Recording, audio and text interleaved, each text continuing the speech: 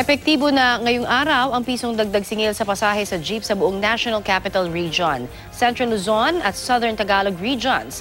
Ang ilang driver hindi pa rin nakasingil ng 8 pesos na minimum na pasahe dahil wala pa silang fare matrix. Balitang hatid ni Von Aquino.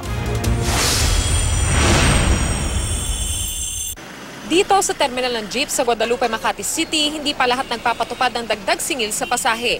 Ang driver na si Roger Cais, hinihintay pa raw ang fare matrix na ibibigay sa kanila kaya't di pa siya makapagtaas ng singil. Hindi pa po kami nagtaas. Hindi pa po namin alam, wala pa po kami papel, ma'am eh. Yung taripa. Alam naman daw ng driver na si Ramilicop na ngayon talaga ang simula ng paniningil ng dagdag pasahe. Pero sa ngayon, hindi naman daw muna niya pipilitin ang mga pasahero.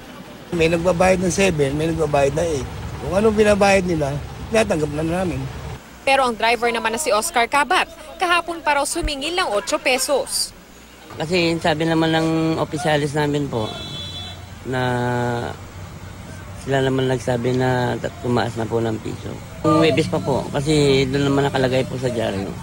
Hindi naman alam ng karamihan sa mga pasaherong aming nakausap na ngayon na ipatutupad ang dagdag singil sa pasahe. Gayunman, ayos lang daw sa kanila ang pagtataas. Sa totoo lang po, hindi ko po alam. Ngayon ko lang po nalaman. Alam natin may pangangailangan din po yung driver. So, bigayan lang po. Samantala, hindi magbabago ang singil na 1 peso and 50 centavos exceeding rate per kilometer.